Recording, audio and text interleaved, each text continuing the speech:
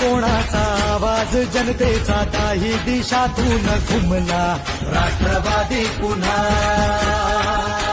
प्रगतीच्या वाटेने जाऊया साथीने एका मुखाने हो बोला राष्ट्रवादी पुन्हा आवाज कोणाचा आवाज जनतेचा काही दिशातून घुमला राष्ट्रवादी पुन्हा प्रगतीच्या वाटेने जाऊया साथीने एका मुखाने हो बोला राष्ट्रवादी पुन्हा